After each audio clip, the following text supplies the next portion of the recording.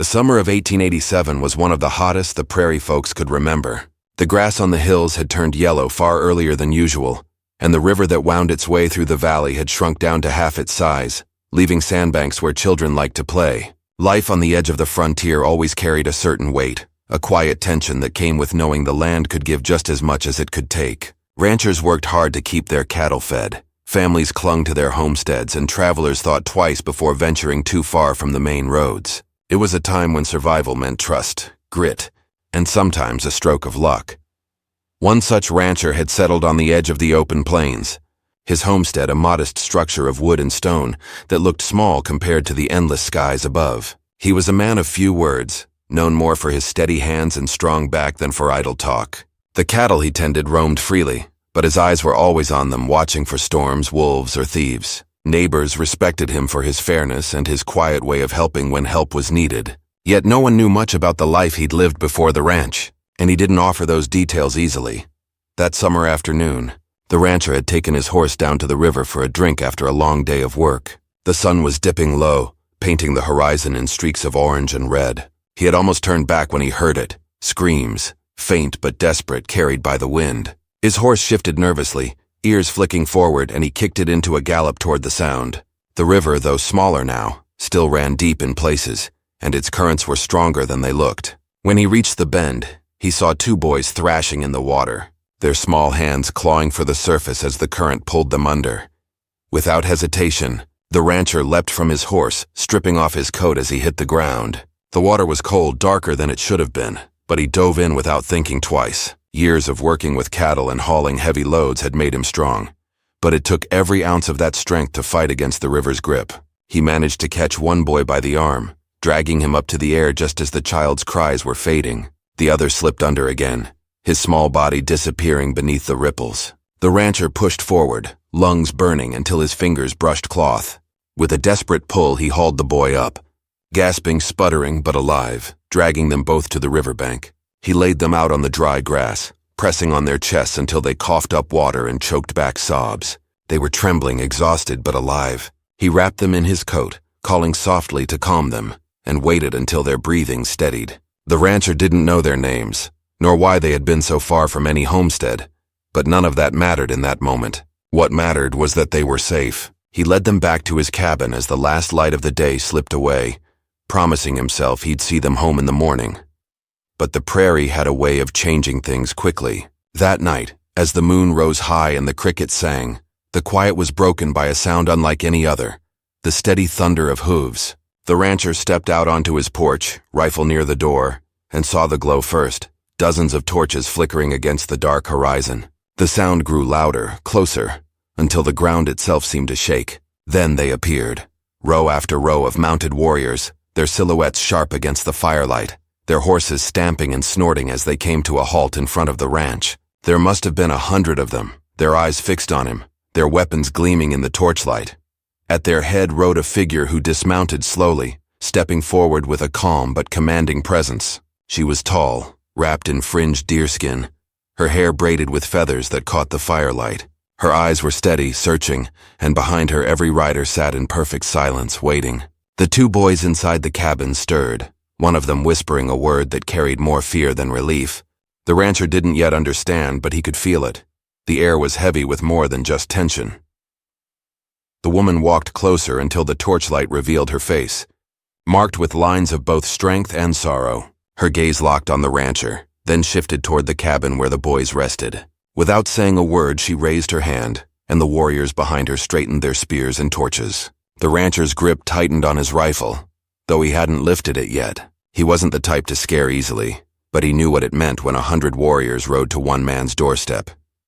The silence stretched long, broken only by the restless snort of a horse. Finally, the woman's voice cut through the night, low and steady, carrying the weight of command. She called to the boys by name, words filled with both relief and fire. The rancher understood then. These were her sons, the same children he had pulled from the river just hours before. He should have felt some comfort in that truth, but instead a new unease crept into him. Why would a mother bring an army to his home in the middle of the night? The boys pushed open the cabin door, still pale and weak, but their eyes lit up when they saw her. They ran to her side, clutching at her hands, their voices stumbling over words of what had happened, how the rancher had saved them. For a moment, the warriors behind her softened, shifting in their saddles as though relief had brushed over them.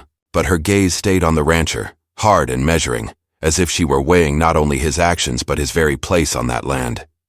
The torches crackled, their flames rising higher in the wind. The rancher stood firm on his porch, not moving, not speaking, waiting for her next word. He had given life back to her children, but the look in her eyes told him this night was far from over. He sensed that the rescue was only the beginning of something much larger, something that could decide whether his ranch would stand or fall. The boys clung to their mother, the night air heavy around them, and the rancher's heart pounded as he realized this was not a moment of gratitude. It was a test, a turning point. And as the circle of firelight pressed in around him, he knew one truth for certain. The land had given him a choice that day at the river, and now it was about to demand payment. The moon hung bright above, the warriors waiting, the mother's eyes unblinking. The rancher stood on the edge of something unknown, the weight of 100 gazes upon him, as the night held its breath for what would come next. The night air seemed thicker than usual, as though the very land held its breath. The line of mounted warriors remained motionless, their torches throwing long, unsteady shadows across the ranch yard. The rancher could feel the heat of the firelight brushing against his skin, yet a chill settled over him. The woman stood there silent, her eyes searching his face as though every second of his life could be read in the lines etched by years of work under the sun. The boys at her side clutched her hands, whispering in hurried tones, but their words didn't carry far enough for him to hear. Behind her, the horses snorted, their nostrils glowing faintly in the firelight. Restless yet controlled, the warriors held steady, no movement wasted, no sound breaking the night apart. The rancher realized this was no ordinary gathering. This was a display of power, meant to remind him that though he owned land and cattle, the true strength of the prairie lay not in fences or wood-built homes, but in those who had ridden its wide-open spaces long before men like him came. He shifted his weight but didn't reach for his rifle. He knew better than to make a sudden move. Respect was the only path that might keep him alive tonight, though he wasn't sure yet what kind of respect was expected of him.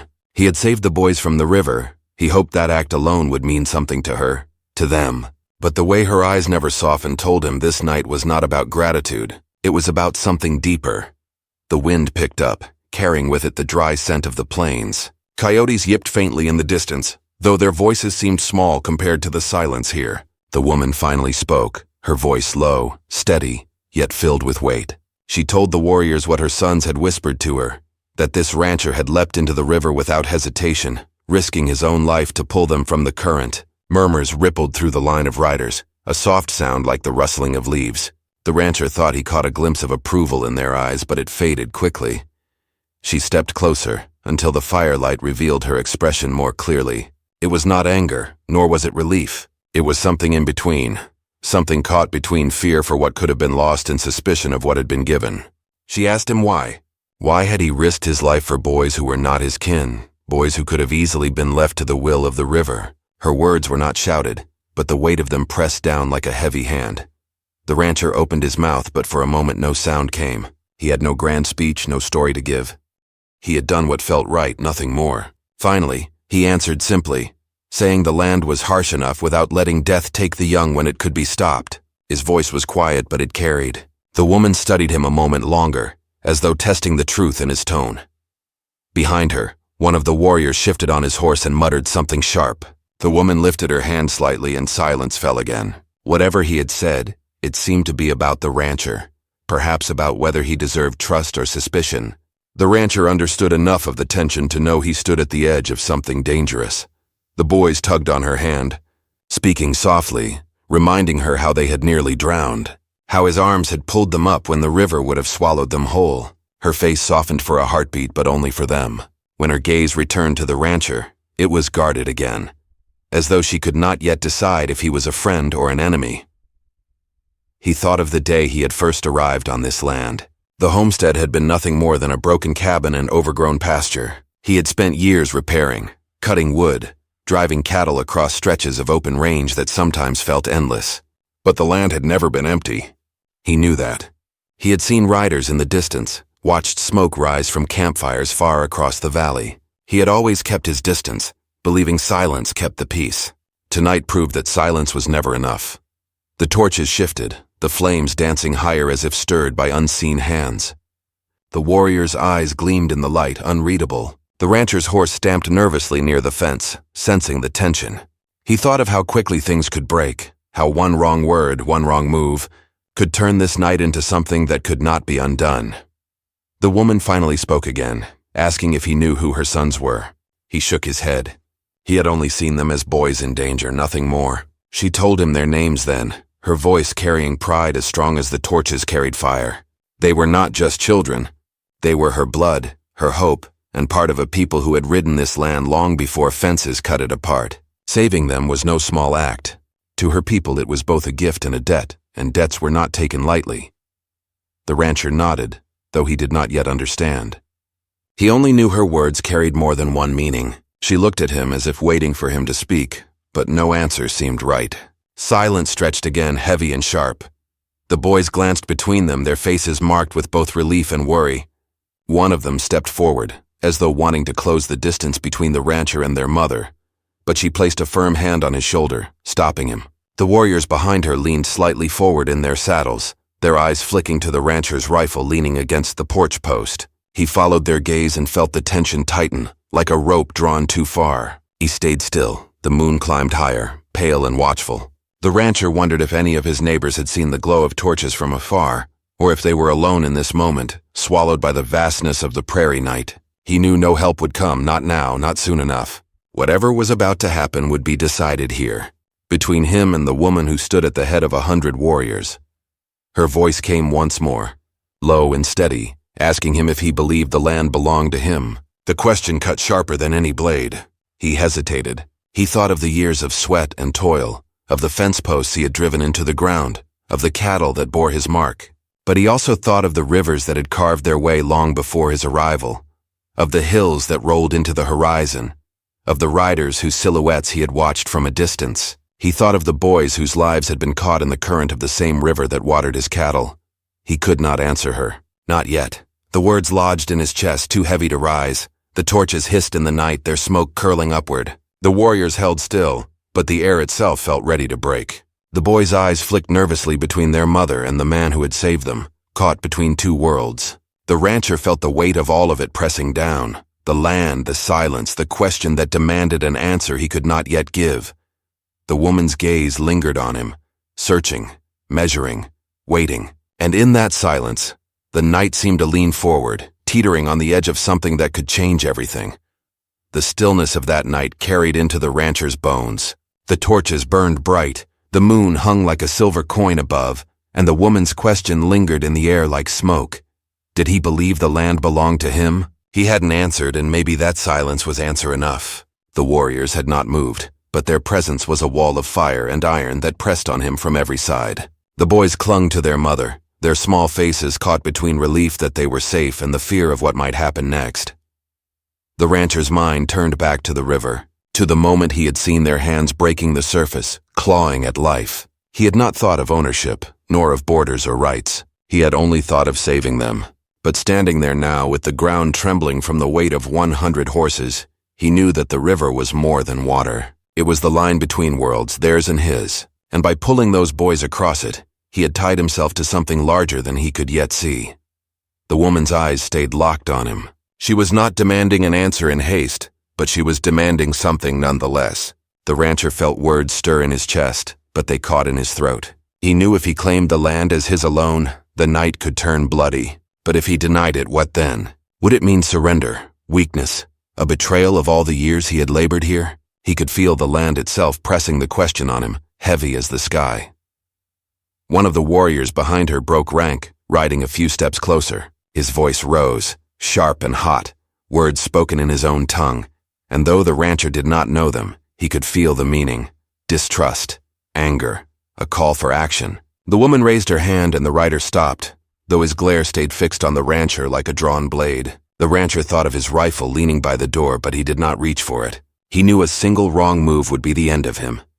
Inside the cabin, a lamp burned dimly. Its light brushed across the wooden walls, across the small table where he had set out bread earlier that evening.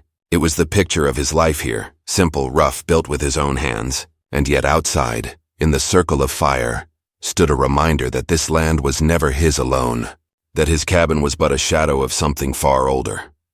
The boys spoke then, their voices breaking through the heavy silence. They told their mother of how the current had dragged them, how the water had closed over their heads, how the rancher's arms had pulled them free. Their words spilled out quickly, desperate to bridge the divide between the man who had saved them and the people who now demanded answers. The mother listened, her eyes never leaving the rancher's face. He felt the weight of her gaze, the kind of gaze that measured not just a man's actions but his soul. The rider who had spoken before muttered again, his voice carrying scorn. The rancher could not catch the words, but he caught the tone well enough. Another warrior further back shifted, as though uneasy with the silence that stretched on. The horses stamped, their hooves striking sparks against stones. The night seemed ready to snap in two. The rancher thought of his neighbors, families scattered across miles of prairie, each holding to their patch of earth with calloused hands.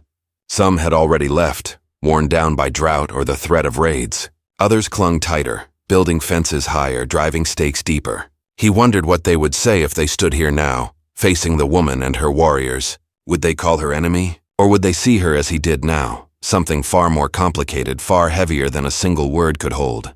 The woman's question still hung in the air, and though she had not spoken again, it echoed louder with each passing moment. Did he believe the land belonged to him? He thought of his father, a man who had never seen this place but who had spoken of it as though it were waiting, open for the taking. He thought of his own hands driving fence posts into the earth, hands blistered and cracked from years of work. He thought of the graves out back, where the prairie winds whispered through the crosses of neighbors who had not survived the winters. And he thought of the boys, their small hands clutching his coat, their breath shallow as he dragged them from the river. In that moment, they had not been his nor hers nor anyone's but the river's, and he had pulled them free. That was the only truth he knew for certain. The woman finally lowered her hand, and the warriors eased back slightly, though their eyes never wavered. She said only that the debt was marked, but not yet settled. Her words were careful, chosen with precision. The rancher felt them cut deep. He wanted to ask what she meant, but he did not. He sensed that asking would not bring answers, only more questions. The torches hissed in the night, their smoke twisting toward the stars. The rancher felt his chest tighten. He had thought saving the boys would bring peace, but instead it had brought an army to his door. He understood now that the act of saving was not the end of the story. It was only the beginning. The warriors did not ride away. Instead, they held their ground, as though waiting for some signal unseen.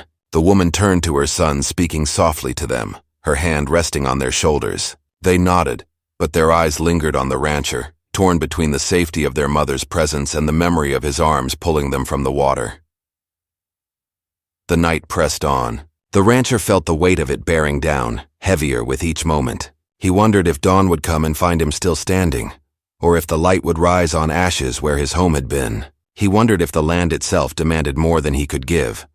As the wind shifted, carrying the scent of smoke and dry grass, the rancher knew the true conflict had only just begun. The question was no longer just about land, or even about the boys he had saved. It was about two worlds colliding at the edge of the frontier, about whether survival meant drawing lines in the dirt or finding some fragile bridge across them. And standing in the firelight with 100 warriors watching, he realized that bridge, fragile as it might be, now ran straight through him.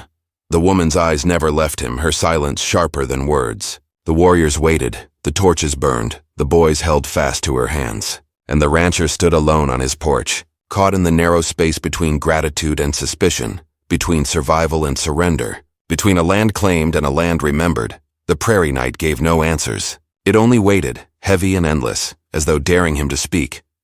The torches hissed louder as the night deepened, their flames dancing like restless spirits across the open prairie. The rancher could feel the weight of every eye on him.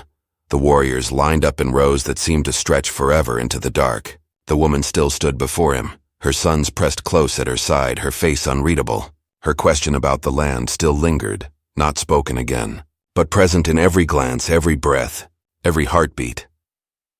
The rancher had always thought of nights on the plains as quiet, crickets, coyotes, wind through tall grass. But this night was different. Every sound seemed sharpened, louder, as though the world itself was holding him in a grip. His horse shifted nervously near the fence, and the creak of wood under its weight cracked through the silence like thunder. No one moved among the warriors, but their stillness was more frightening than noise. It was the kind of stillness that meant they were waiting, watching for one single mistake. The rancher's mind drifted to the boys. Hours ago, they had been nothing more than children fighting the river, fragile against the pull of the current. Now they stood at the center of something larger, something that seemed too heavy for shoulders so small. He had saved them from drowning, but now it felt like he had thrown himself into deeper water, one with currents far stronger than the river. He could not stop thinking about her words. The debt is marked, but not yet settled. Debt was a heavy word on the frontier. Debt could mean cattle lost, land given up, blood spilled. It was never light, never without cost. What kind of debt was this? Gratitude was a thing he could understand. But this woman's tone had been more than gratitude. It had been a warning. The firelight flickered against her face, showing lines of strength, sorrow, and determination. She looked like someone who had weathered storms far greater than this night. And behind her, the warriors looked like a storm themselves, waiting for her to command them. The rancher thought of the rifle leaning against the porch post. He thought of the few bullets he kept in his pocket, of the ones in the box inside the cabin. He thought of how quickly they would be spent against 100 men armed with bows, rifles, and spears. His hand twitched, but he did not reach for it. He knew too well that to touch the rifle would end it all before a single word more was spoken. The boys' voices broke the silence again, small and pleading. They told her how he had not hesitated, how he had dived into the water before either of them could even cry for help. Their words carried honesty, the kind only children can give, but the rancher could see it was not enough to soften the iron in her gaze. The woman raised her hand once more, and the warriors leaned forward slightly, like a wave drawing in before it broke. The rancher's pulse quickened. Was this the moment? Would the land he had built with his bare hands be taken from him under the cold light of the moon? But she did not signal an attack. Instead, she pointed to the cabin, to the small light flickering inside. Her voice carried low but commanding. She wanted to see where her sons had been kept. Her tone was not a request but an order. The rancher hesitated. The cabin was his only shelter, his only place of safety. Yet refusing her would be impossible. Slowly he stepped aside, pushing the door open wider. The lamplight spilled out, soft and dim, against the bright fire of the torches. For the first time she stepped past him, her sons pulling at her hands, and entered the home. The warriors did not follow, but they shifted closer, their horses stamping, making sure he knew their eyes were never leaving him. The rancher's throat tightened as he stood there, half inside and half outside, caught between her authority and their threat. Inside, her eyes swept over the small space. The rough-hewn table, the bed against the wall, the shelf lined with tools and books. Her sons pointed to the coat still damp from river water, to the bread he had set aside for them. She touched the coat lightly, then let her fingers trail over the edge of the table, as if testing the truth of the boy's words against the feel of the room itself. Her silence was heavier than any words she might have spoken. The rancher finally stepped in, though he kept distance between them. He wanted to speak, to say that he meant no harm, that he had done only what was right. But the words caught in his throat again. Her presence was overwhelming like the prairie sky, vast, endless, impossible to measure. After a long moment, she turned back to him. Her voice was quiet, but it carried the weight of the night. She told him that saving lives carried consequences. Her sons had been spared, but the river's pull had not ended there. The land itself had shifted, and he now stood on a path that could not be undone. The rancher frowned, trying to understand, but she gave no further explanation. She stepped past him, back into the night, her sons at her side. The warriors watched her, then him, their torches spitting sparks into the wind. He realized then that this was not simply about the boys. This was about trust, land, and the fragile balance between two worlds. The act of saving had tied him to her people, whether he wished it or not. And whatever she saw in him, it had not yet convinced her that he belonged here. The warriors did not move to leave. They remained in formation, as though the night itself was theirs to command. The rancher could feel their presence pressing against his chest as heavy as stone. He wondered how long they would stay, whether they would wait until dawn, whether they would force him into some answer he could not give. He thought of his neighbors again, men who would fight without question, who would see this gathering as nothing but threat. He thought of how they would load rifles, gather their kin, and ride hard to defend their homesteads. And he thought of how quickly blood could spill across dry grass, how easily the prairie could burn with fire and fury.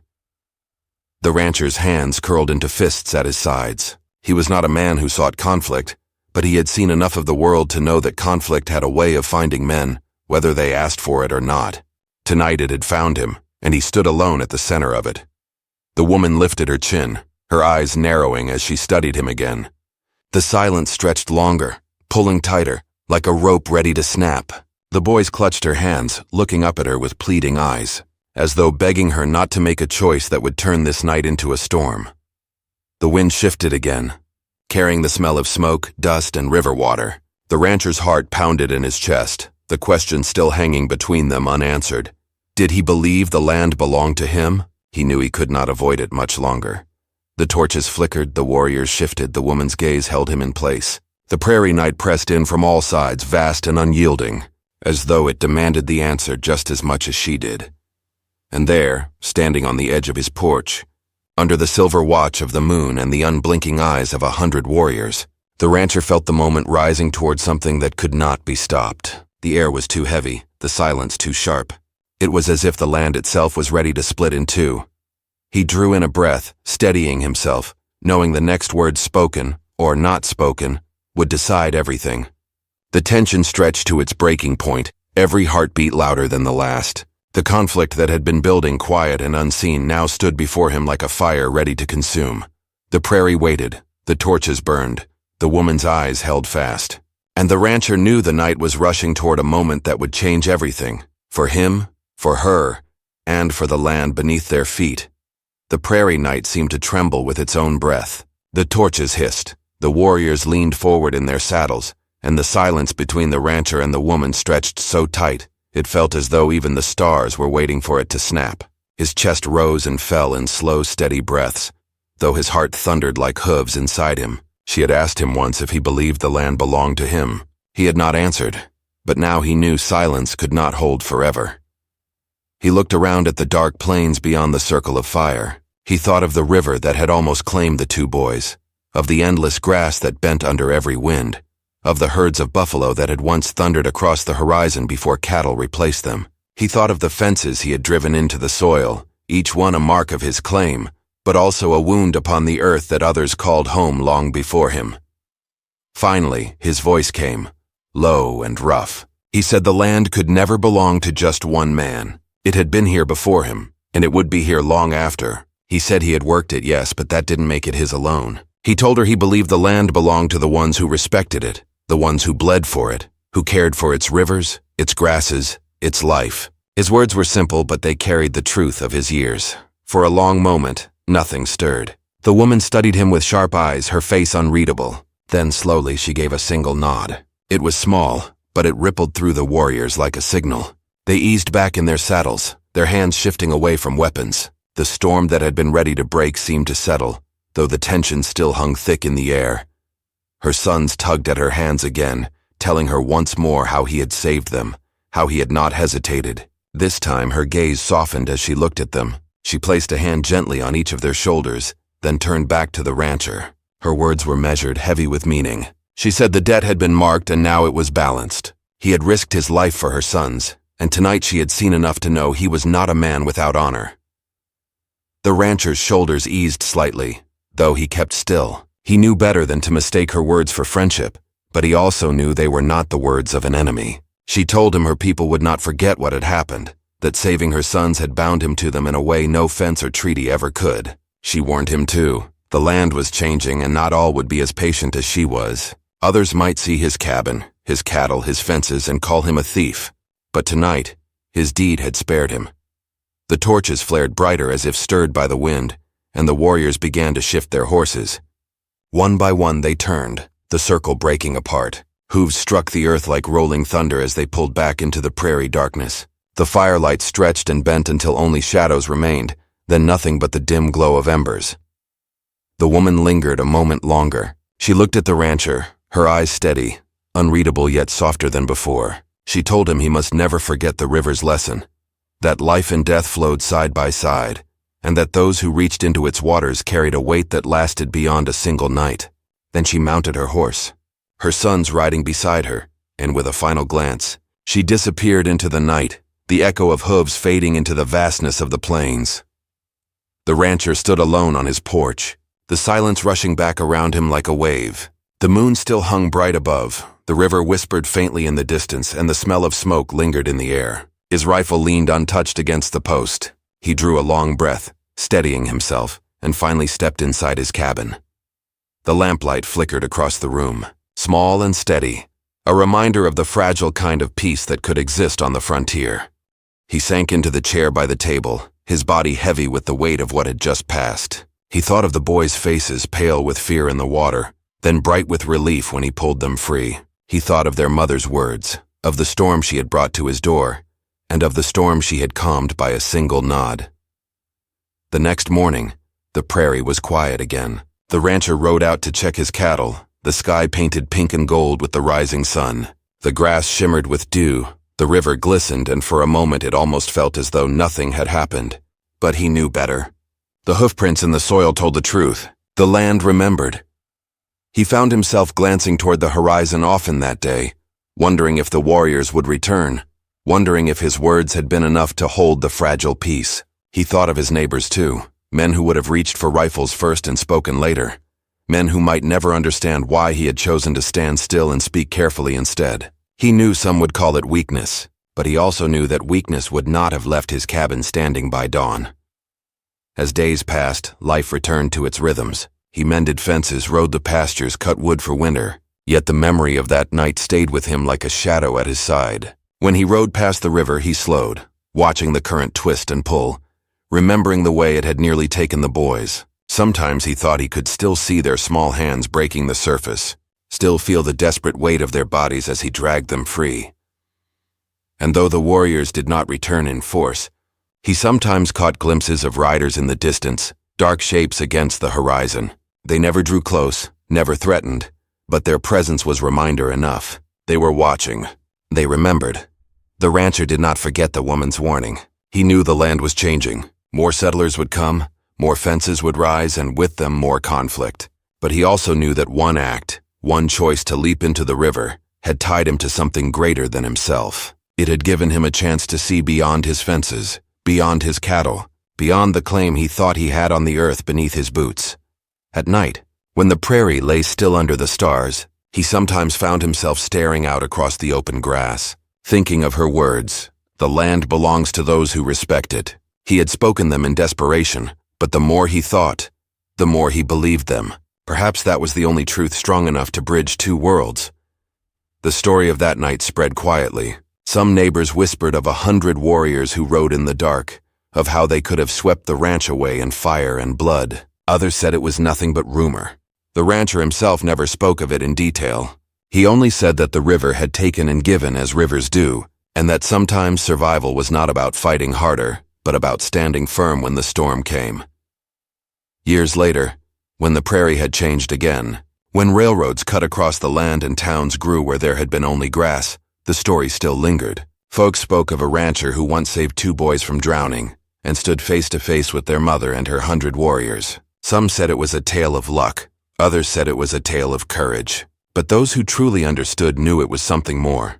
It was a story about the fragile balance of life on the edge of the frontier, about how one act of kindness could draw both gratitude and suspicion, about how the land could never truly belong to anyone, yet demanded respect from all who tried to live upon it, and about how sometimes the greatest strength was not found in rifles or fences, but in the choice to speak truth when silence or violence would have been easier. The rancher never forgot that night. Every time he rode past the river, every time he saw children playing near its banks, he remembered the 2 boys and the fire that had followed them home.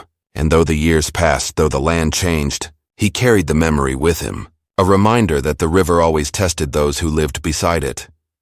The prairie remained wide and endless, the sky vast and unbroken. Life went on, but the story of that night lived quietly in its winds, carried across the grass like a whisper. It was a reminder of choices, of debts, of respect, and of survival. And for the rancher, it was the night that taught him the land could never be owned, only honored. The river still flowed, steady and relentless, carrying with it both danger and life. And in its waters lay the memory of 2 boys, a mother's fire and a rancher who had chosen to leap in.